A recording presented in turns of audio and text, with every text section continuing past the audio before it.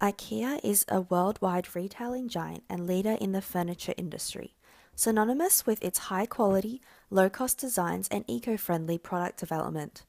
This is reflected in their vision and mission statement. At Ikea, our vision is to create a better everyday life for the many people.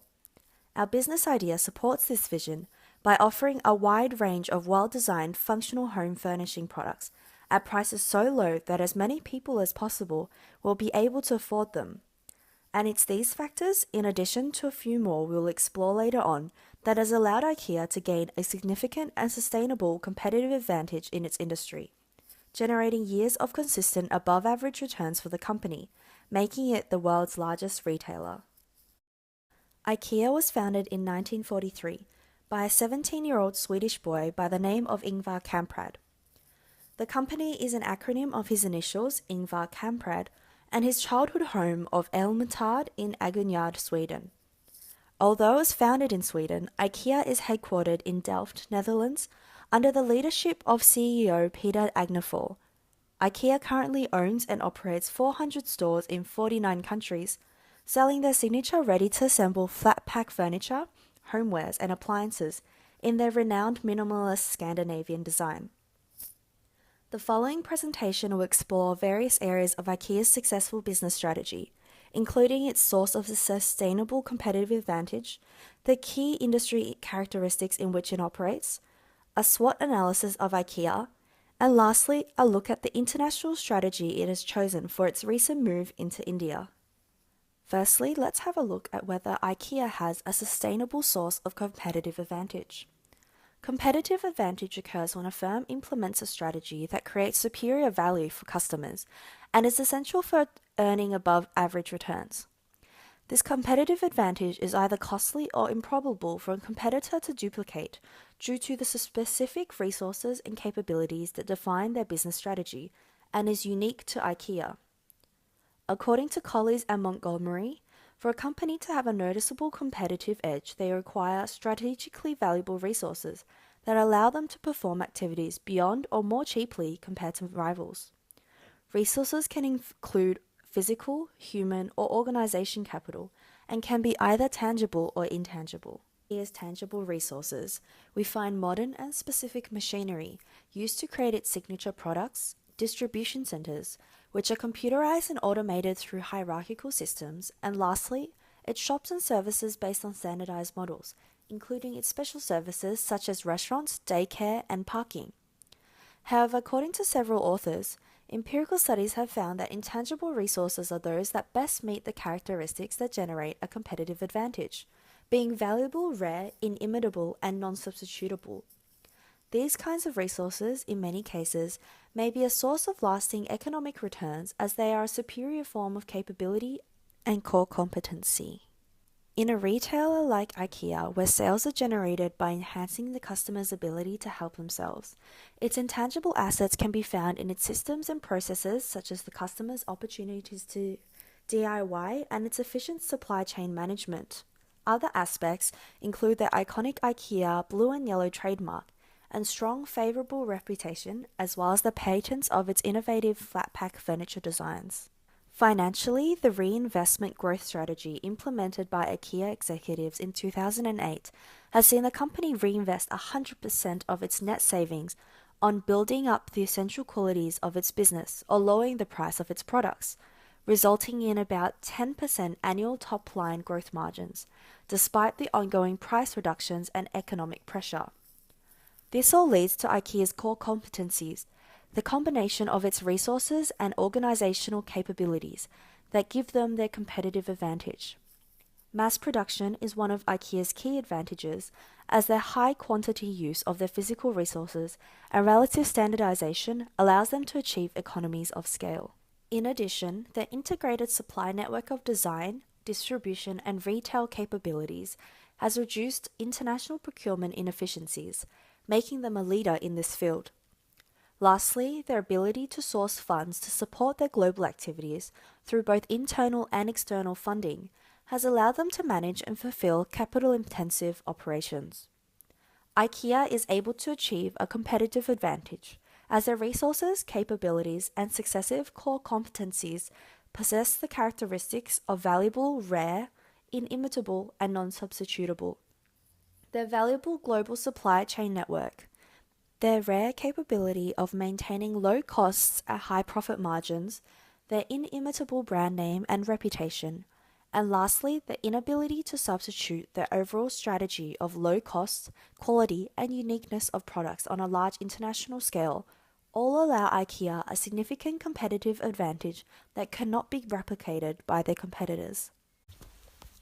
Under the industrial organization IO model of above average returns, the industry's environment has a more direct effect on the firm's strategic decisions. According to Hill, Jones and Schillings, an industry is a group of companies offering products or services that are close substitutes to each other. IKEA operates under the retail industry, specifically furniture retail. As Ormandy and Stringer demonstrate from Porter's work on the 5 forces model, analysing an industry in terms of 5 competitive forces helps firms identify its strengths and weaknesses relative to the actual state of competition and industry-specific characteristics. Hence, Porter and Michael suggest firms pursue strategies such as differentiation or a low-cost strategy along with the consideration of its strategic target to successfully position themselves against the pressures of its main competitive forces and achieve higher profitability than the industry average. In the case of IKEA, they utilize a successful low-cost strategy against their industry competitors and can be similarly scrutinized under the Porter's 5 forces model. To analyze the furniture retail industry's profit potential and thus attractiveness, IKEA's strategic methods need to be scrutinized under Porter's 5 forces model. Firstly, the bargaining power of suppliers is generally low in the furniture retailing industry, with suppliers usually coming from all over the world and cooperation with more than one supplier. A code of conduct called the IKEA Way of Purchasing Home Furnishing Products was launched in the 2000s, which defines what IKEA expects from its suppliers in terms of legal requirements, working conditions and child labour, as well as forestry management and external environment management.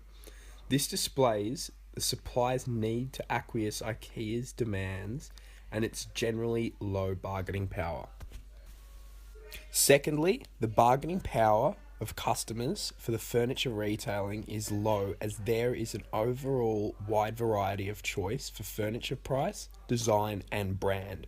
For IKEA, customers have an even lower bargaining power as their products are standardized worldwide and are based on DIY features and low price point, meaning customers are mostly responsible for their own dissatisfaction. Thirdly, the overall threat of new entrants for furniture retailers is low to medium, depending on the scale. For a boutique furniture store, the entrance of a new furniture retailer across the road may pose a significant threat. However, for businesses operating on the scale of IKEA, the general capital requirements, economies of scale, and access to large distribution channels creates high barriers to entry, making the threat of new entrants relatively low. Fourth, the threat of substitute products is low as furniture is a universal need that cannot be substituted by a different product. And lastly, the competitive rivalry within the industry has become increasingly higher with the continued growth of firms such as Muji. With the onset of globalization, freer flows of capital and easier entry into new markets, more and more furniture retailers can now offer cheaper, innovative alternatives to IKEA. Overall, IKEA is in a favourable position within the retail industry and has successfully utilised the characteristics of the industry to benefit its financial position.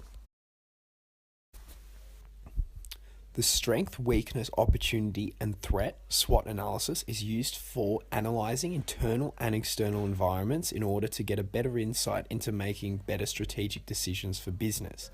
The SWOT analysis is utilised at an early stage, which is often adopted to develop a strategy that results in a better fit for both internal and external factors. In the case of IKEA, their strengths would be their large variety of well-designed, environmentally conscious and low-cost product offerings, ranging from the living room, bedroom and office furniture to household, appliances and outdoor plants. The combination of low cost and quality flat pack design unique only to IKEA has allowed them to achieve strong international brand recognition, attracting key customer groups internationally. Compounding their international reach, IKEA has been able to capture strong economies of scale to produce more products at lower costs than their competitors, and to establish purchasing power through highly effective supply chain management and multi-channel retailing. IKEA's advanced skills in logistics, purchasing, product development, and technology across 550 business units is also successfully figureheaded by the leading business unit, IKEA of Sweden, who manages IKEA's extensive product range and supervises the entire network. Internationalization would become a potential key weakness in IKEA's product offering because of their business model. IKEA has to maintain its low-cost production whilst maintaining universal standards and quality products. Tidler 2015 highlights the importance of a sophisticated and systemic approach, the importance of maintaining brand image and transparency with stakeholders and customers. However, IKEA's low-cost approach has made their consumer base incredibly price sensitive to the slightest increase to price, and risks a drop in the appeal should IKEA have to adapt a higher cost model in the future. Furthermore, growing perceptions of quality compromise and a growing distaste for mass-produced furniture has led to negative press regarding the intensive outsourcing to underdeveloped countries. Lastly, the physical location of IKEA is a main weakness, as its large warehouses require private vehicle access, alienating a large proportion of urban and smaller purchaser customers who do not wish or are unable to travel. One of IKEA's fundamental business concepts is investing for the future by using their own resources in order to sustain growth. With the issue of global warming and environmental awareness, IKEA aims to use renewable energy such as switching light ranges to energy-efficient LED to sourcing cotton from the most sustainable sources, which aims to set clear standards for recruitment and employers for workers through their code of conduct. Research conducted by Follows and Jobber in 2000 mentions this creates a positive correlation that satisfies both customers' needs but also benefits the environment in the long run. These customers are identified as socially conscious consumers. Internationally, there are also increased opportunities for expansion and growth in countries that are seeing an increase in GDP and economic growth, such as South Korea. There are a few up-and-coming brands that also offer cheap, functional goods that are coming into the forefront of furniture retailing. A leading example is the rapid global expansion of Japanese retailing giant Muji. It has been dubbed the IKEA of Japan, a company which also focuses on low-cost, brandless, minimal design for various homewares and furniture. One of Muji's greatest strengths is also one of IKEA's greatest weaknesses. Its shop fronts are situated in shopping centres or on high streets across several city locations, offering easier accessibility for all customers. Existing retail leaders such as Target, Kmart and Walmart has also intensified competition within IKEA's developed markets through the creation of their own affordable furniture ranges. Unlike IKEA, these product lines are seasonal and replicated to the latest trends, providing customers with an exclusive and more fashionable alternative. Lastly, IKEA faces difficulties entering new markets, such as China and India, due to stringent government regulations. We will analyse this in further detail in the next question. Although there are several internal weaknesses and external threats, IKEA's business strategy is still highly appropriate, with benefits outweighing the costs.